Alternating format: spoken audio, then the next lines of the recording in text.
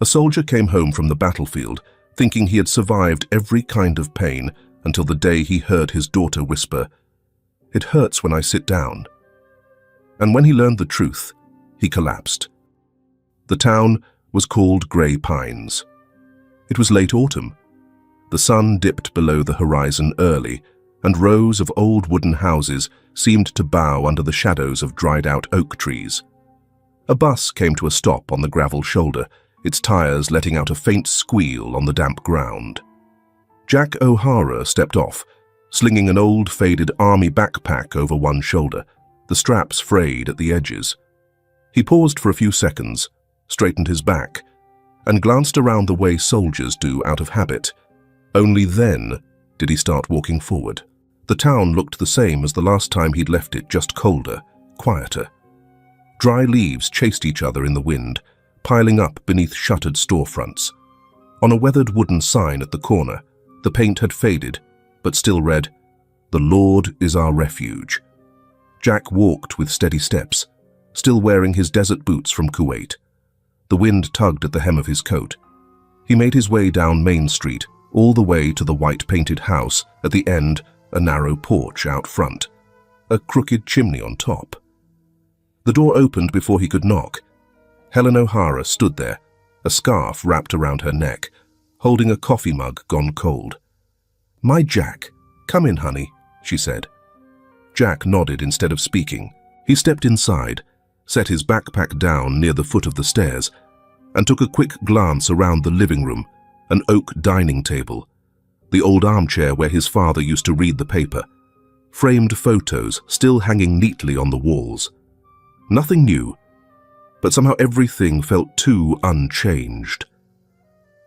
"Emily's still asleep," Helen said, turning away. "She stayed up late finishing her homework." Jack didn't ask anything else. He poured himself a glass of water and stood by the kitchen window, looking out at the backyard where tiny footprints pressed into the morning frost. He set the glass down and headed for the stairs.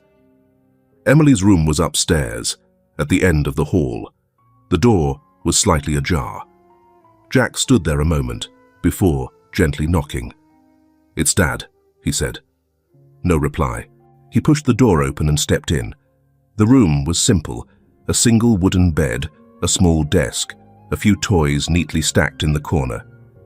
Emily was lying on her side, clutching a pillow to her chest. Her long brown hair covered most of her face.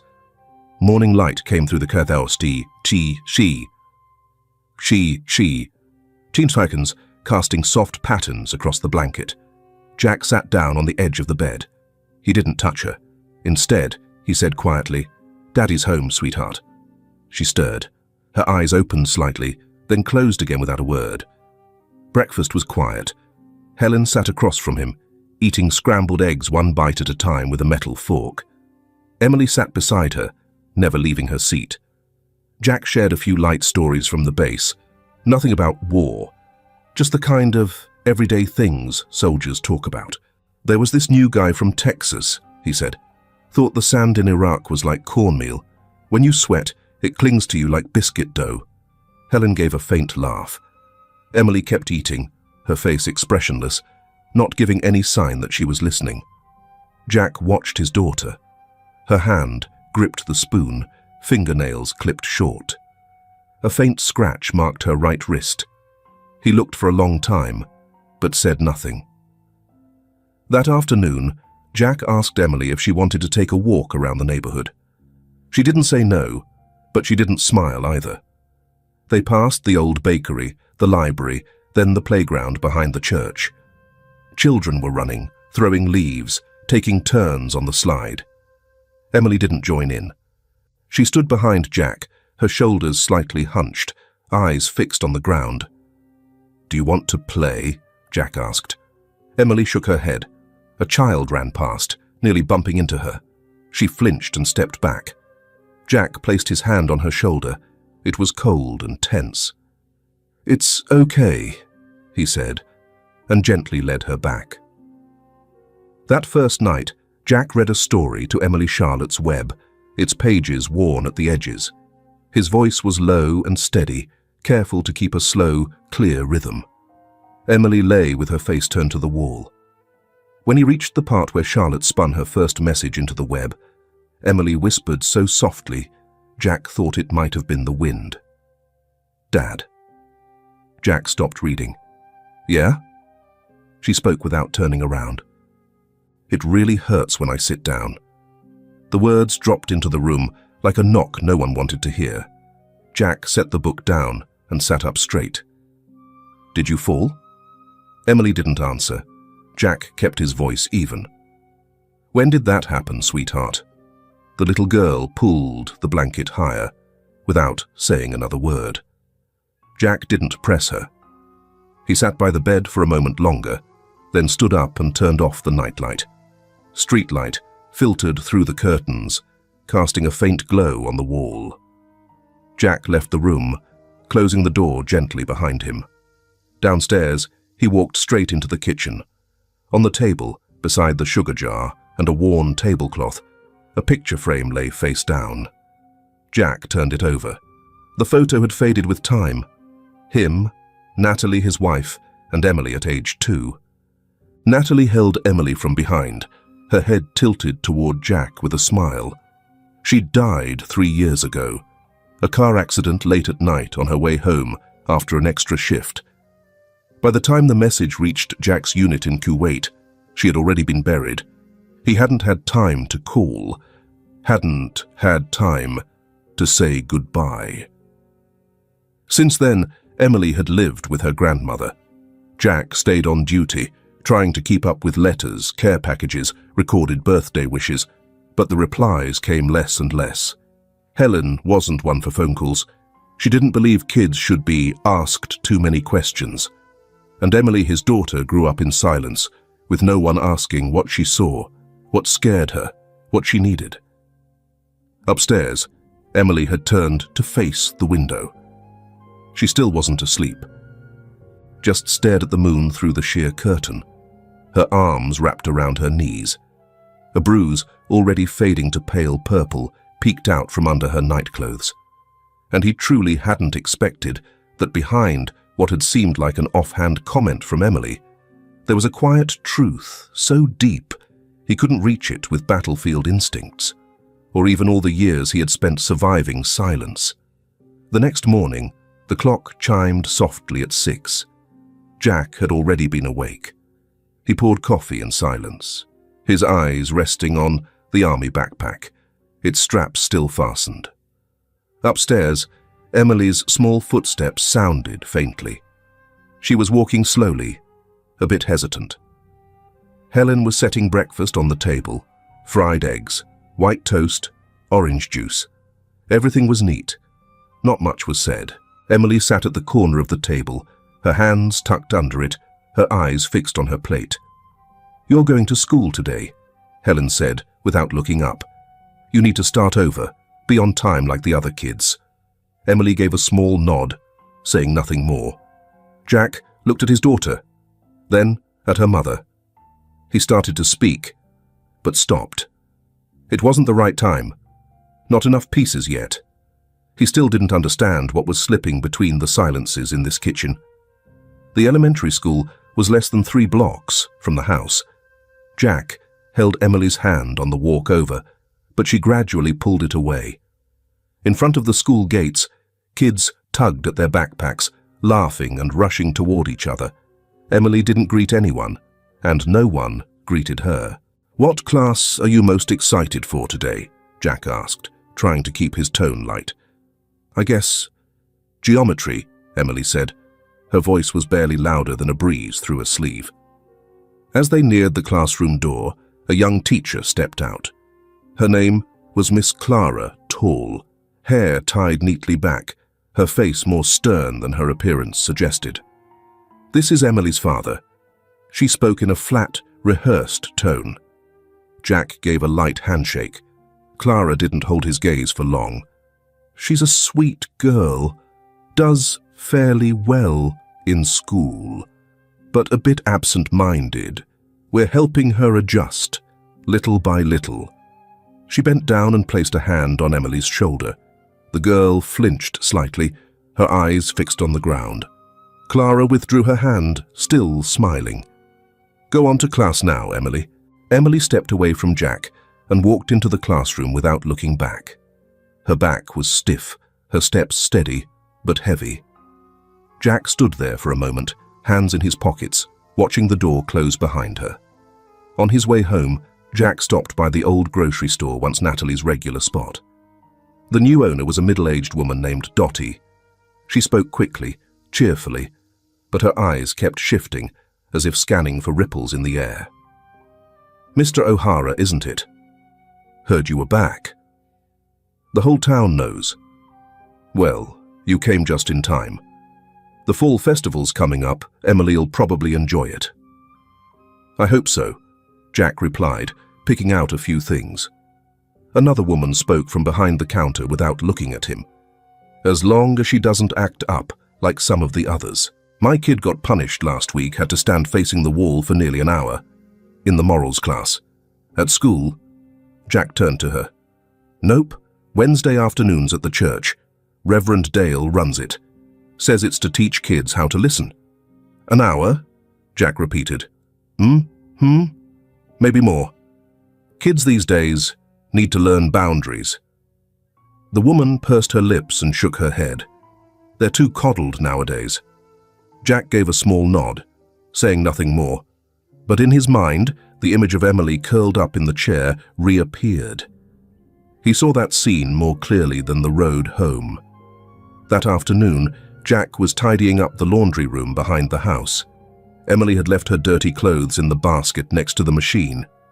When he opened it, about to load the washer, he paused. A pair of grey leggings. Near the hip, under the fabric, there was a faint purple smudge, like an old bruise. He reached out to touch it but stopped himself. No sudden moves. He took the leggings out, folded them neatly, and placed them in a separate basket. Then he left the laundry room without telling anyone. That evening, while Emily was sitting in the armchair reading, Jack sat down beside her. He didn't ask right away. He simply said, "I'll take you to school tomorrow.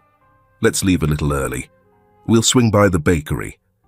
Emily gave a small nod. "You doing okay?" "Yes." She didn't look at him. Jack waited a few seconds, then rested his hand on the back of the chair. "If something's making you uncomfortable, you can talk to me." Emily closed her book and held it to her chest. "It's okay, Dad. Everything's normal." That word, normal, made Jack sit still. He knew that kind of normal. Like the kids he'd talked to after a round of shelling, everything's still normal, when their whole village had been turned to ash. That night, Helen was watching TV in the living room. Jack sat across from her, eyes fixed on the screen, though he wasn't really watching. Finally, he asked, "Do you think Emily seems okay?" "She's fine. She's always been a well-behaved girl." "I'm not so sure." "What do you mean?" "She's scared. She avoids eye contact. She flinches when someone touches her. Something's not right." Helen leaned forward and muted the TV. She rested her hands on her knees and looked at her son. Kids these days are always saying they're tired or scared. What they need is discipline. "You're being too sensitive. Did you ever hit Emily?" Helen's eyes narrowed. "You think I'm that kind of person?" Jack didn't answer, not because he believed she had hit Emily, but because he wasn't sure his mother understood what real hurt looked like. He stood up and left the living room. Upstairs, Emily had already gone to her room and closed the door. Jack walked up slowly. As he passed, the door quivered slightly in the draught. Inside, the soft yellow glow of a nightlight spilled through the crack. There was the faint rustle of paper. He stood there for a while, didn't knock, didn't speak, just stood in silence. Outside, the wind moved across the porch. The air was starting to chill, and Jack realized the cold in this house wasn't coming from the weather. Wednesday morning, while Helen was busy doing the dishes and Emily was getting ready for school, Jack stood silently in front of the calendar on the kitchen wall, right next to a small handwritten note, faint blue ink in her familiar script. Morality class, 4 p.m. Church. Jack kept an eye on Emily the whole morning. When the school bell rang to end the day, instead of heading home, she turned toward the main road and cut across the back of the schoolyard toward the chapel. Alone. Not speaking to anyone. Jack walked slowly along the opposite side of the street. He didn't call out, didn't reveal himself. Standing behind a utility pole, he watched. The side door of the church opened. Emily and a few other children stepped inside. No one spoke. No laughter. Each child set their bag down and took a seat on the long wooden bench in the small room just off the main hall. The door closed behind them with a soft, steady click, like part of a ritual. Jack made his way around to the back of the church. There was a small window with peeling paint, about shoulder height. He stood on tiptoe and looked in. Yellow light spilled from an old ceiling bulb, casting a pale glow over the straight rows of benches. 10 children, sitting upright, backs straight, eyes fixed on the small lectern, hands neatly placed on their laps. No one spoke, no one moved, lips closed, eyes blank. At the front, Reverend Dale stood motionless, holding a slim book in one hand, his voice low and steady. No accusations, no scolding, just questions, soft as water soaking in. If you don't know how to be still, how can you hear anything worth hearing? Discipline is not punishment, it's the choice that leads to salvation. Good children don't need to be reminded more than once. Jack didn't stay to hear it all. He stepped back, turned, and walked toward the gate. The following afternoon, Jack went to the school to find Miss Clara Emily's homeroom teacher. She was gathering papers in the classroom. When she saw him, Clara gave a polite smile. "Good afternoon, Mr. O'Hara. Is something the matter?" "I wanted to ask about the ethics class Emily's been attending. Who's in charge of it? Is it supervised?" Clara hesitated, straightening a stack of folders. "That class is an extracurricular activity. It's not under the school's jurisdiction. The church oversees it. Reverend Dale teaches it himself." "Does anyone review the material, or how he teaches the kids?" Clara avoided his gaze. "I believe he's a respected figure in the community. Children need discipline. You know, we can't always allow everything to revolve around feelings." Jack looked her straight in the eye. "I'm not talking about feelings. I'm talking about fear." Clara pressed her lips together. A flicker of hesitation crossed her face, but quickly faded. She took a step back, resting her hand on the edge of the desk. "I'm sorry. I don't have anything more to say." Jack gave a nod and walked out of the classroom. On his way home, he swung by the police station, where Sheriff Carter, an old friend, was sitting out front with a cup of coffee in hand. Carter spotted Jack from a distance, raised a hand in greeting, then rested his elbow on his knee, eyes squinting in the sunlight. "You look like you're about to stir up trouble," Carter said, half joking, half not. Jack didn't smile. "I'm just asking." "You usually only ask when you already think you know the answer," Carter replied, his voice steady, not sharp, but not soft either. Jack sat down on the wooden bench beside him, speaking slowly. "I stopped by the church ethics class, looked in through the window. The kids were sitting like statues, no expression, no movement. And? You don't think there's something wrong with that? I think the kids around here behave better than most city kids. No acting out, no swearing. Might be thanks to that class." Jack tilted his head toward Carter. "Emily's got a bruise on her thigh. She says it hurts when she sits. I want to know why." Carter was quiet for a moment, fingers tapping lightly against the rim of his cup. Then he spoke, voice lower. "Listen, Jack. You just got back. Things here are steady. Don't go kicking the beehive before you know what's inside." Jack turned to him. "So if your kid came home too scared to sit at the dinner table, you'd call that steady?" Carter didn't answer, just looked Jack in the eye, then back out toward the street. Jack stood up. "I'm not here to make trouble, but if something's wrong, I'm not staying quiet." That night, Jack sat in the living room with his old laptop open. He was looking up information on Reverend Dale. Not much came up. A clean record, a few short articles praising the guardian of traditional morals in Bell's Hollow. He clicked on Dale's profile picture, a man in his 50s, lean build, wearing a white shirt and a dark tie. His eyes were bright, but cold. There was nothing overtly frightening about that face, except Jack had seen those eyes fix on Emily the other day, and how she had shivered under their gaze. Jack closed the laptop. For the first time, he felt something like a small noise in the night, not loud, not clear, but enough to keep you from sleeping. The next morning, Jack drove Emily to school early.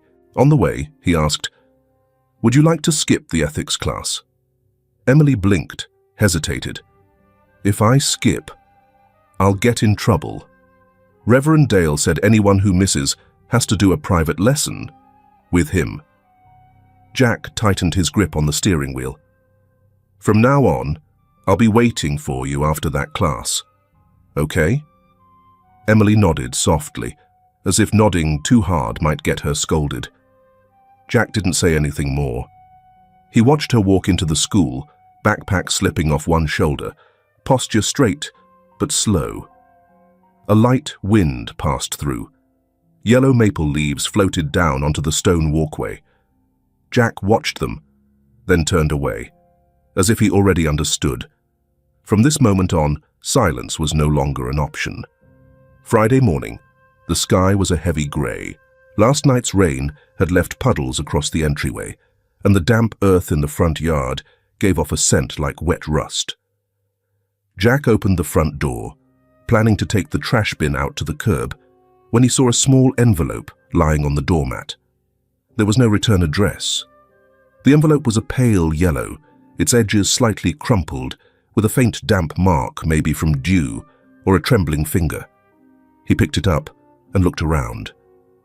The street was empty. A cold wind slipped under his collar. Jack stepped back inside, poured himself a cup of coffee, and sat at the table. Carefully, he opened the envelope. Inside was a plain sheet of printer paper, nothing distinctive, no watermark, no greeting, no signature, just a short paragraph, centered on the page, as if the writer had wanted each word to stand alone. "I used to teach ethics. Not for long. I left when the children were made to sit for hours without water, without speaking, without moving. The ones who disrupted were punished with silence. One child passed out. No one told her parents. Everyone knew, but everyone was afraid. Don't trust silence. It isn't peace." Jack read it again, and again.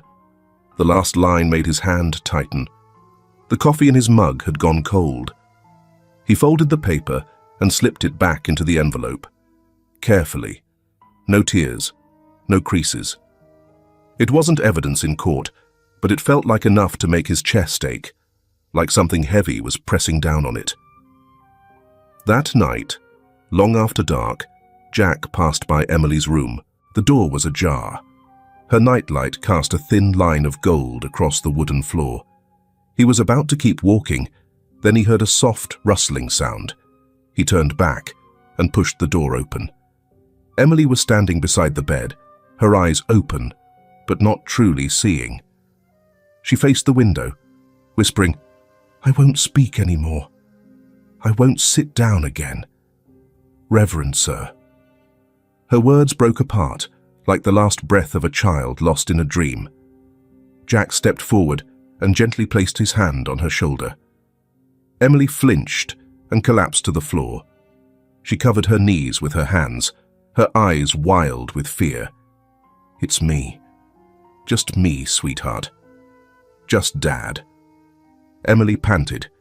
It took her a few seconds to realize she was no longer in the classroom, no longer at the front of the room, just her own bedroom. Jack lifted her back onto the bed, pulled the blanket over her, sat beside her for over an hour without saying a word. He couldn't. Not now. The next morning, after Helen dropped Emily off early for her group session at school, Jack walked toward the Western housing tract. He brought nothing with him but a quarter-folded piece of paper now creased a few more times than before. Last night, while checking through an old backpack, he had found an envelope with no return address. Inside was a single handwritten line. "If you really want to know, find Rachel Klein." She's not afraid anymore. No signature. But the handwriting was firm, without hesitation. And more important, the name brought back the image of a face he had glimpsed at the town supermarket a few days earlier. A woman with brown hair, thin frame, walking alongside a boy about Emily's age. Her eyes had faltered for just a moment when they met Jack's, as if she knew he was trying to see into the things the whole town was trying not to. He followed his memory to the last street in the old neighborhood. A low-roofed house stood there, with a row of scraggly lavender bushes by the front steps. Rachel Klein was folding a blanket over the clothesline when she saw Jack approaching. She hesitated, but didn't look surprised. "You read the letter?" Jack nodded. "I guessed right then," Rachel said softly, turning toward the house. "Come in. But I'm not sure there's much to say." Jack stepped inside, leaving his shoes on. The house was tidy, with a few watercolor paintings on the wall, probably done by her child. "Your kid went to the ethics class too?" Rachel nodded, pouring tea into a brown ceramic mug. "He did. Then he started wetting the bed at night, wouldn't sit down to eat dinner. When I asked him why, all he said was, 'If I tell, I'll have to be alone with him.'" She sat down in a chair, her hands clasped tightly. "I was going to tell someone, but—" She gave a short, bitter laugh. "Everyone knows. But no one wants to be the first to say it. Whoever speaks up gets seen as a troublemaker. The church is the backbone of this town. Dale is its spine. That why you quit working at the church?" Rachel was quiet for a moment, then nodded. "I used to think I was weak for walking away. But now I think maybe I still had enough strength left to survive." Jack laid the envelope on the table. "You sent this?" Rachel didn't confirm, but something in her eyes softened. "I just didn't want you to be alone." That night, after Emily went to bed, Jack sat down to write.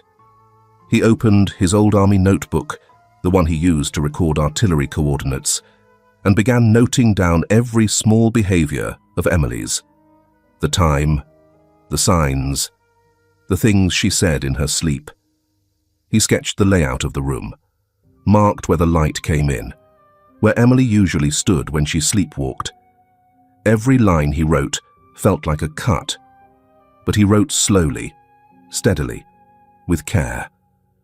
Like the first time he diffused a tripwire out in the field, knowing that even the slightest mistake could blow everything apart.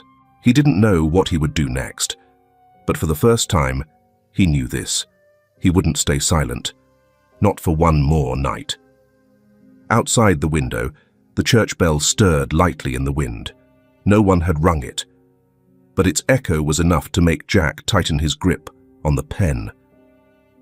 The church bells rang, early, each chime steady and resonant, as if nothing could disrupt the routine. Elderly couples dressed neatly, children in tidy clothes. The people of Bell's Hollow flowed toward the chapel, like a river that had never changed course. Just like every year, Jack moved against the flow. No Sunday best. A dark coat, hands in his pockets, eyes cold and calm. He didn't enter through the front, but slipped around to the side gate. The rear wooden door, usually meant for staff, stood slightly ajar. Inside, Reverend Dale was arranging hymnals. The colored glass cast a soft light across his face, giving him a fleeting air of sanctity, a perfect moment for a memorial portrait. if it ever came to that. Jack stepped in. No knock, no pleasantries.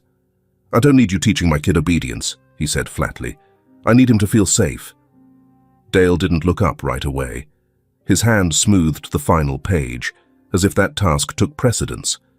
Then he turned, offering a small, polite smile, cordial, but devoid of warmth. "We both serve the same purpose, Mr. O'Hara. I just take a different path."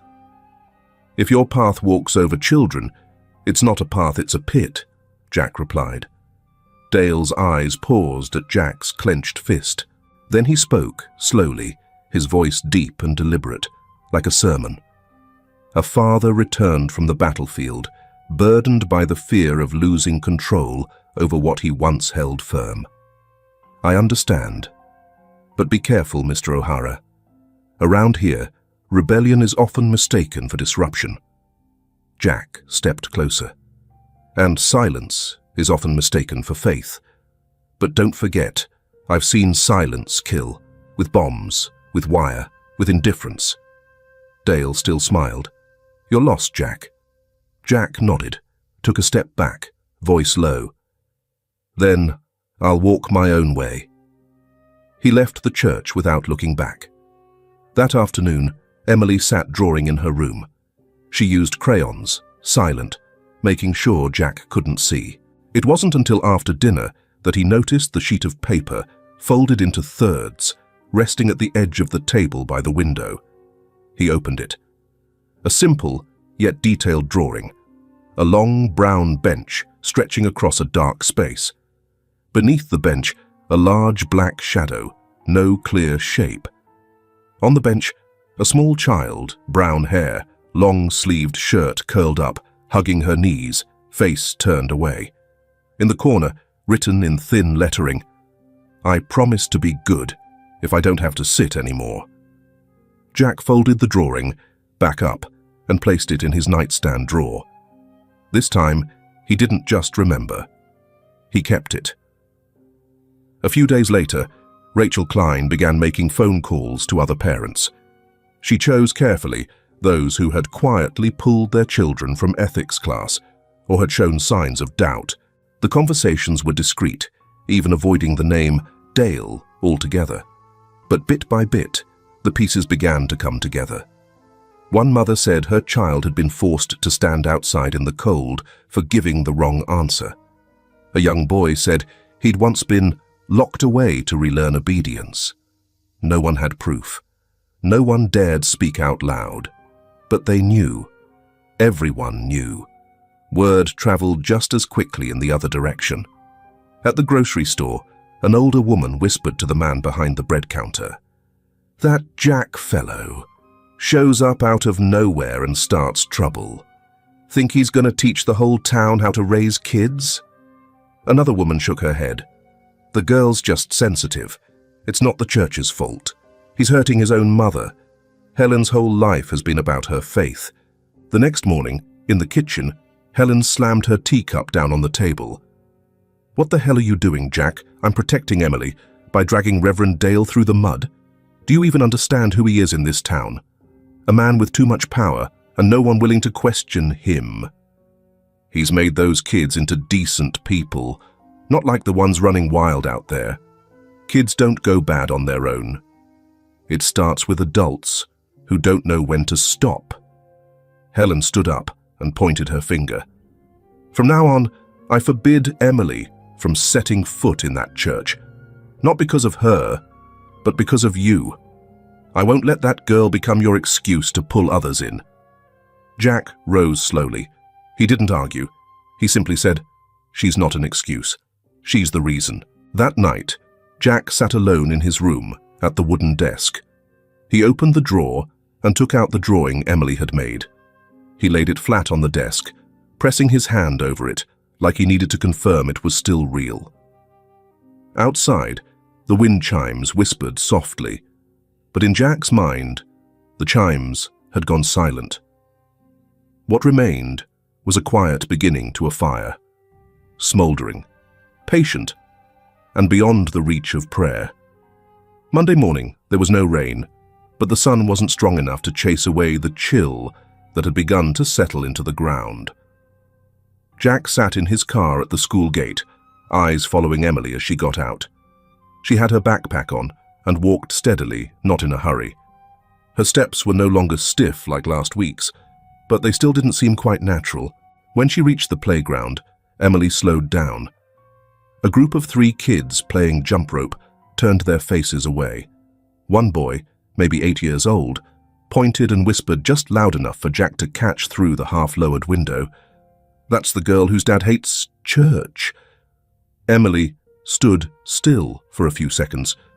Then she lowered her head and walked quickly to the other side of the yard, where no one else was standing. Jack clenched his jaw tight, but he didn't get out of the car. Not yet. It wasn't time. Around noon, Jack stopped by the post office to check his mail. In the sparse line, he spotted a familiar face, Mrs. Elver, the old postal clerk with silver hair, small eyes, a hunched back, and the habit of still riding her bike every evening. When she saw Jack, she stepped out from behind the counter and pressed a dark brown envelope into his hand. "This came last week, but got dropped in the wrong box. No signature, but I figured you ought to read it." Jack took the envelope, looked at her. "Who's it from?" "Name goes way back. Claire Jensen. Used to teach ethics class. Lives out in Idaho now. Nobody's heard from her since she left." Jack said thank you, stepped out to his car, and opened the envelope as soon as he sat down. Inside was a thin sheet of paper, folded in thirds.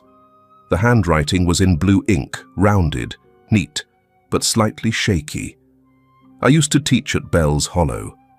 I left when I saw children being punished by being made to sit for hours in a cold room, no water, no talking, just for asking too many questions. One girl, Ellie M., cried silently, and I was asked to take a leave of absence for comforting her too much. I can't prove any of it. No one there stood with me. But I believe if someone is now asking the same questions I once asked, he deserves to know. Emily wasn't the first, and I'm afraid she won't be the last." Jack read it 3 times. By the third, his hand trembled slightly. He folded the letter and tucked it carefully into the inside pocket of his coat. Then he started the car. That afternoon, Jack went to see Rachel. She opened the door more slowly than usual, her eyes unsettled. "I can't talk long," she said. "Someone from the parish board came to the school. They asked about me, about parents who've been voicing concerns." Jack looked at her for a moment without speaking. "You're scared?" he asked. Rachel bit her lip, gave a small nod. "I have a son, Jack. I need this job. We're not the same. You can walk away. I can't." "You think I can walk away with my child still here?" Rachel stepped back, hand rising to her chest. She didn't respond. Just slowly closed the door. Jack turned away, his chest heavy, as if he'd just lost an ally he hadn't even had the chance to ask for. Late in the afternoon, Jack arrived at the quiet cafe on the corner, the kind of place where only a few old men played chess, and the silent, wooden-faced Asian owner moved like part of the furniture. Carter was already there, sitting at the farthest table, his back to the door. Jack pulled out a chair and sat down. "I just got a letter from Claire Jensen." Carter didn't look surprised. He simply poured the coffee and slid it toward Jack. "I never said you were wrong. I said, you picked the wrong time. Then when is the right time? When you have proof, when someone's backing you. Right now, all you've got is your own shadow. And your daughter." Jack looked at his friend. His voice wasn't loud, but it was firm. "And you? Where do you stand?" Carter set his cup down on the table, slower than usual.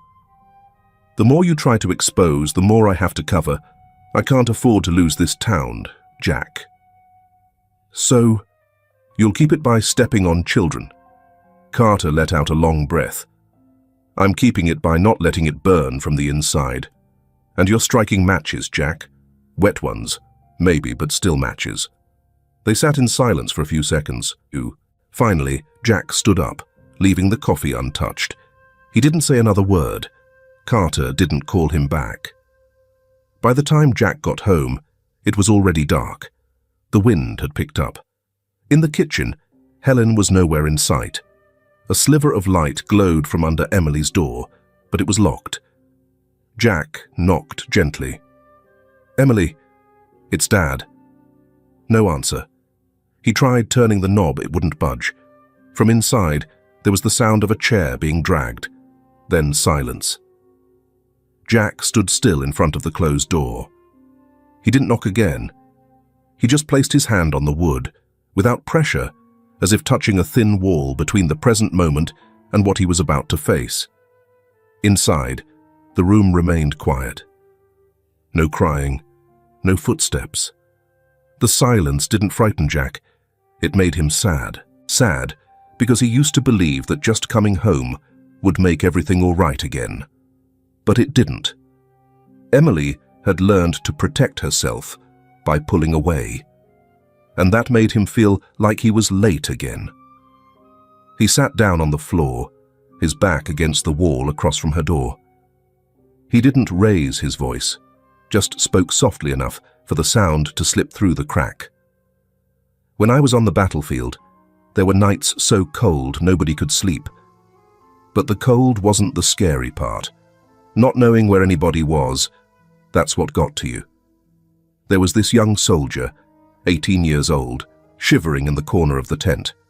He didn't talk, didn't eat, didn't move for 3 days straight. He paused, breathing slowly, but on the 4th day he said, 'If I don't talk about it, I'll never stop being afraid.' And he did. Just once. But after that, he started lifting his head, standing straighter, breathing deeper. From inside the room, the door latch turned gently, but it didn't open. Jack continued, 'Emily, you don't have to tell me everything. Just know this. You don't have to be afraid alone. I'm here. I'm not going anywhere.' There was a pause, then a question, so soft it nearly got carried away by the breeze outside the porch. 'If I tell, do you think people will believe me?' Jack swallowed hard. That question cut across memories he couldn't forget of times people stayed silent to keep the peace, no matter how much the vulnerable suffered. 'Maybe not everyone,' he said slowly. 'But enough will listen. And once someone listens, you're not alone anymore. Because if everyone stays silent, then the first person to speak is the only one still truly alive.' Saturday afternoon, the Bells Hollow Community Center was as quiet as it always was on weekends. Out front, a wooden sign held a few chalk-scrawled lines. "Parent meeting, 4 p.m., room 2. Jack had set up the chairs himself around noon. 3 rows of grey plastic chairs, 6 in each row.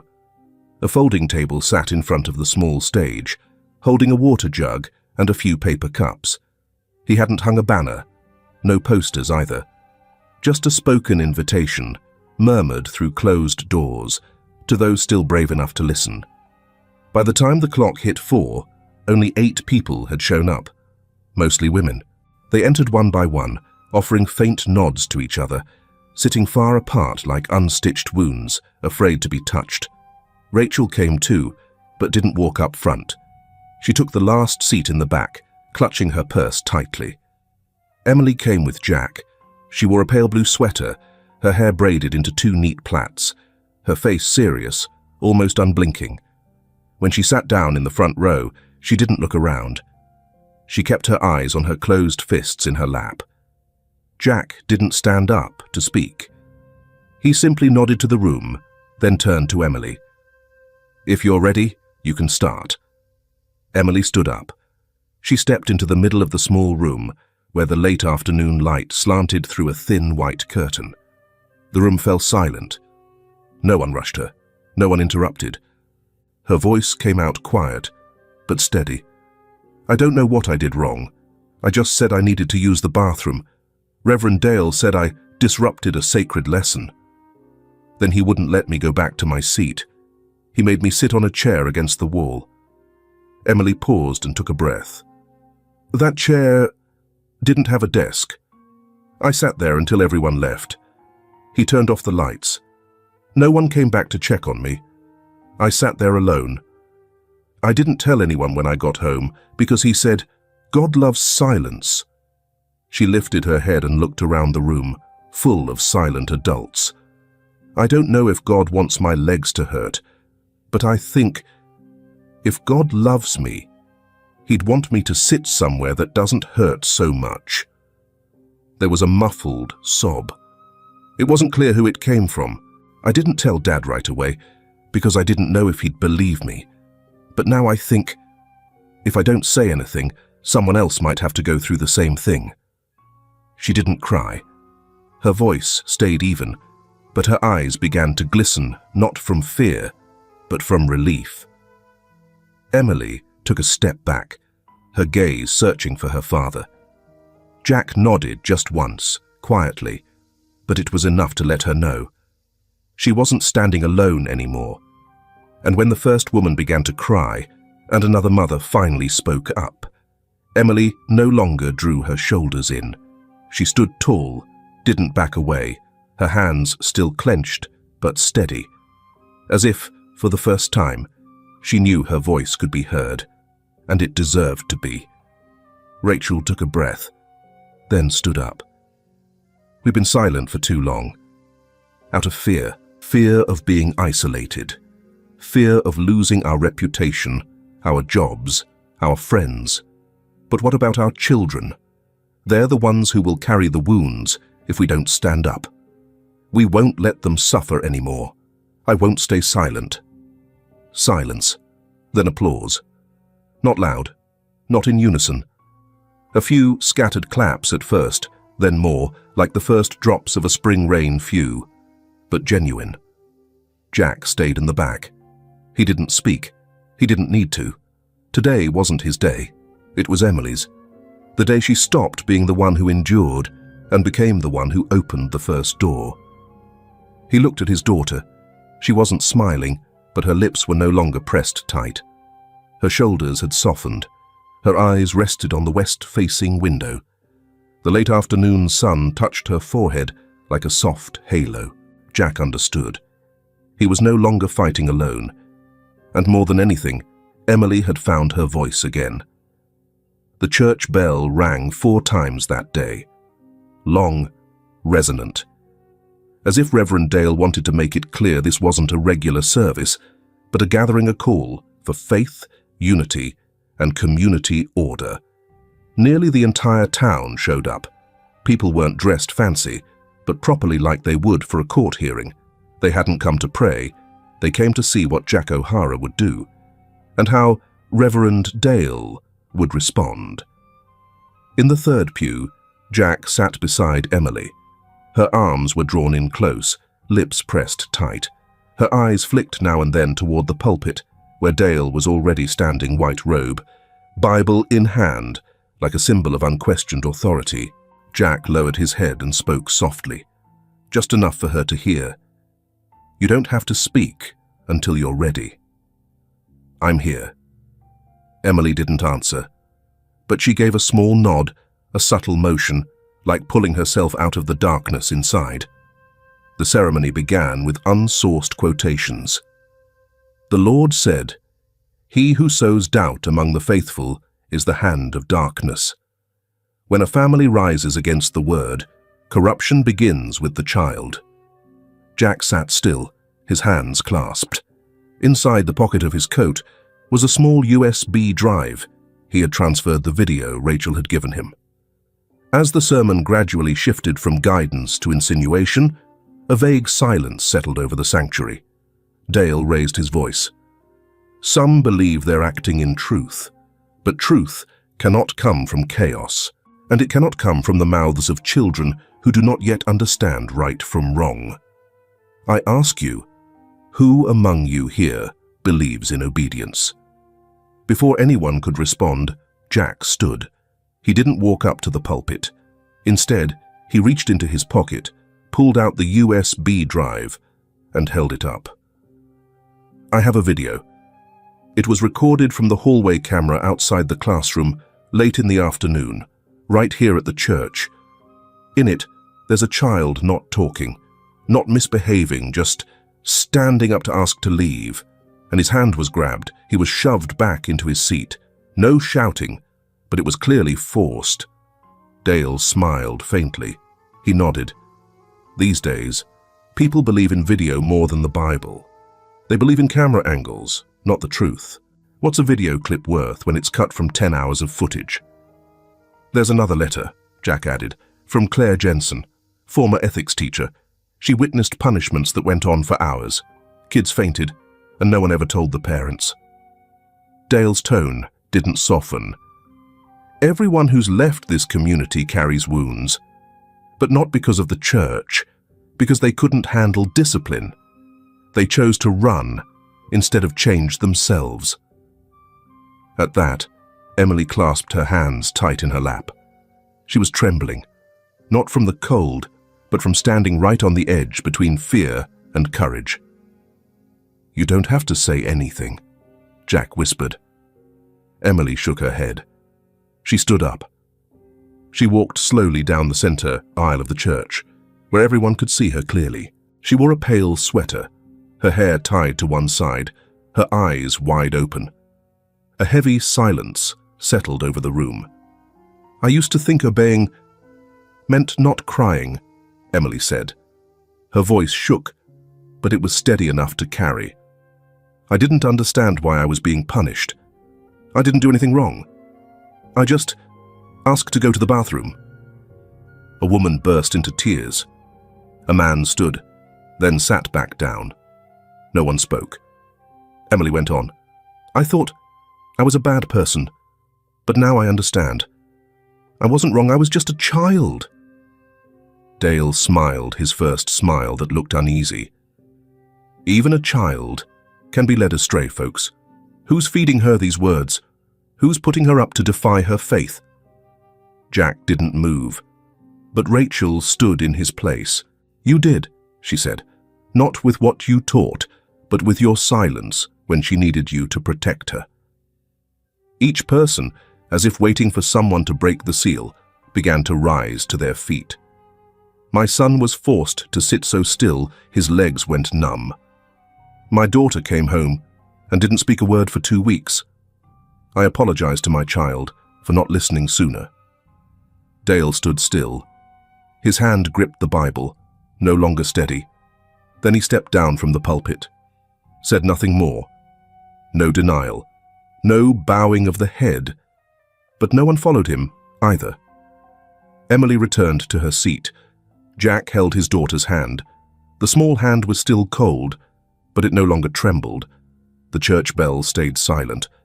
But in the hearts of everyone there, a sound had begun to ring out, clear as day, not to judge, not to punish, but to wake a town that had grown too used to calling silence peace. In the early hours of Tuesday morning, a silver-grey car pulled out of Bell's Hollow. No headlights, no goodbyes. Reverend Dale sat in the back seat, his robe neatly folded across his lap, eyes as still as a dusty windshield left unwiped. No one came to see him off. No lights came on in the church behind him. A few days earlier, a letter had appeared in the community opinions section of the local paper. Guidance or intimidation? When children no longer dare to lift their heads in church. Then came another letter. Then a brief segment aired on the local AM station, just a mother's voice, recounting how her child cried every Sunday night. No one named Reverend Dale directly, but everyone knew who they were talking about. At the coffee shop, greetings for the pastor began to fade. At the market, no one stopped to chat. Those who had once defended him either stayed silent or quietly stepped away.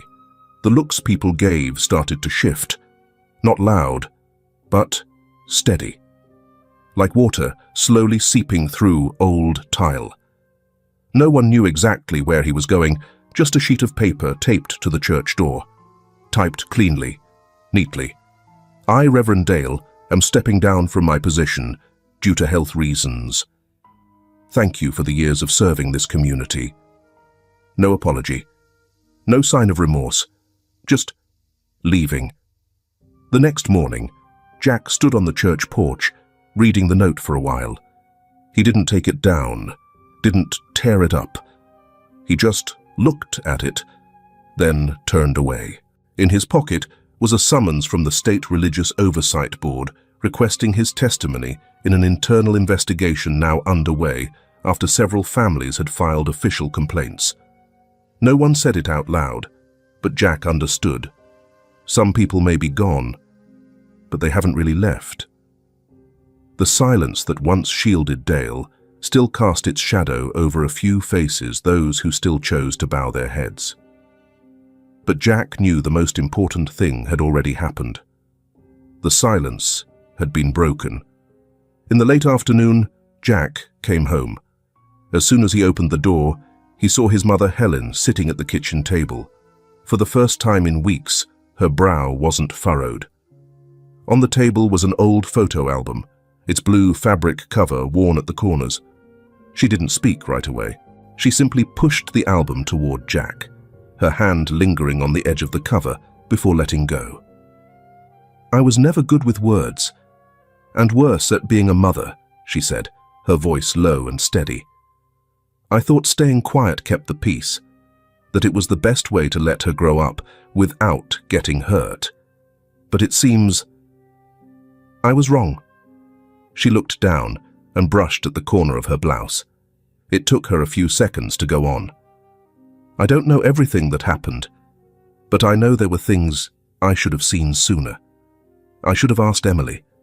I should have listened more than I lectured." Jack didn't say anything. She turned to look at him, not to justify herself, but to be heard, just once, like she was learning how to be a mother all over again, late in life. "I'm not expecting you to forgive me right away, but if Emily can hear me, I just want her to know. Grandma's sorry for not standing by her sooner, and from now on, if she ever needs someone beside her, I'll be the first in line." Her eyes settled on the photo, in Jack's hand, a little girl grinning wide, cheeks smudged with frosting, a beam of light tilting across her forehead like a tiny halo. No one said anything more. But this time, the silence wasn't avoidance. It was a pause, careful and full, to hold on to something slowly returning. Trust. Carter gave a small nod, not to close the moment, but to keep it. That evening, Emily invited 2 of her classmates over. She made cookies with Jack flour all over her shirt, cookie shapes a little off. But she laughed. For the first time in months, Jack heard his daughter's real laughter rising in the kitchen, echoing up the wooden stairs, and landing in his heart like a soft kind of forgiveness. He stood at the doorway, watching the 3 girls sitting cross-legged on the floor, talking in the language only children know, the language of surviving hurt. He didn't interrupt. He simply stood still and understood. The war was over, but the healing had only just begun. The Bells Hollow schoolyard looked more radiant that morning than Jack had ever seen it. The sky was no longer the grey of long winter days, but a deep, straight-backed blue, like someone standing tall again after a storm. Children darted across the yard, their canvas shoes tapping the ground with a crisp rhythm, like the beat of a fresh heart. A light breeze carried the scent of early cherry blossoms from a corner of the yard. Jack stood beside his pickup truck, looking through the worn, silver-painted chain-link fence. In the distance, Emily sat on a stone bench, a small notebook in hand, telling something to 2 girls beside her. She didn't laugh too loudly, didn't wave her arms too much, but clearly she was no longer keeping herself small. Jack turned back to the truck bed and closed the lid on the last cardboard box. Inside were a few notebooks, some old army maps, a family photo frame, and a blank journal. On the outside, a handwritten note read, "Write it down, leave nothing behind." He sat down on the steps. Emily came running, still catching her breath, cheeks rosy from the sun. "Are you leaving for good?" she asked, eyes glancing toward the truck. "Not for good," Jack said, his voice as soft as the breeze. "Just stepping away for a while. I need time to write some things down, to sort them out, to name the things that never had a name." Emily sat down beside him, quietly. Jack went on, "I can't always be here, but you've learned how to speak, and that's enough." Emily rested her head against her father's chest. She didn't say anything more. That simple gesture needed no explanation. It was the one thing they'd always been missing, all those years. Across town, Bell's Hollow Church had reopened quiet now, no big bell.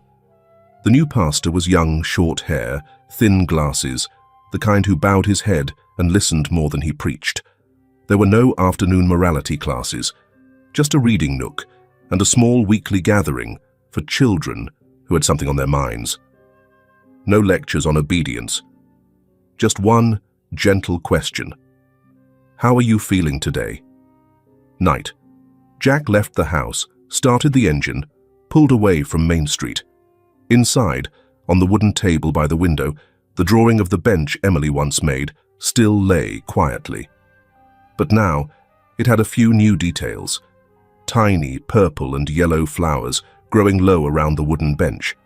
A child still sitting there, not curled up, but arms open, catching the sunlight. And behind her, the dark shadow that once loomed had faded. Nothing more than a trace of mist hanging on. No one explained. No one needed to. The sky that day stretched wide and open, a pale, honest blue, without a single cloud to hide behind. There was no wind, just the quiet rustle of tree leaves shifting now and then, like someone adjusting a blanket in their sleep. People stood around, not speaking, not because they didn't have words, but because none were necessary. Their presence said enough. And for the first time, in what felt like a very long time, no one was afraid of the silence. It wasn't empty. It wasn't awkward. It held them gently, like the space after a deep sigh, or the stillness right after a storm, when the world hasn't quite healed. But it's no longer breaking. In that quiet, they understood each other. And that was enough. The story of Jack and Emily wasn't just about a father returning from war. It was about the courage to stay silent and the courage to speak, about how, sometimes, to protect the ones we love, we don't need to shout. We just need to stay.